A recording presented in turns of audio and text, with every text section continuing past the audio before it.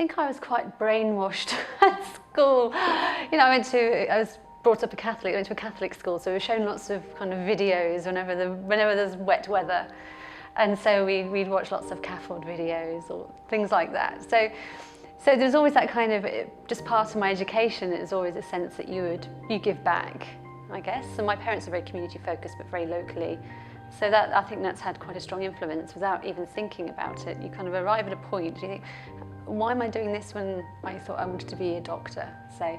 And you kind of realise actually there's been a subliminal, or not so subliminal, quite obvious overt messages happening from the age of 4 throughout. So I think it's something that has always just been quite ingrained in me. It makes it sound like I haven't actually made any choices, but I don't think that's the case at all. I think it's just that my kind of value system is something that's quite long-standing and very deep-rooted. Yeah, because it always kind of stayed with me, the kind of things that we were kind of subject to, you know, we were kids, we were watching, and this kind of idea of kind of looking outside your immediate environment and, you know, how things are for people who aren't as fortunate as you is always kind of, you know, the message that came out of it. And then the idea that, you know, if you should give back, if you have good fortune, you should share it.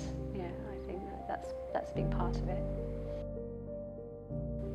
I care about equity a great deal, and also kind of the acknowledgement that people don't have power and voice for lots of reasons. They're marginalised, they're just excluded in some way, and I guess that's kind of the motivator really for me.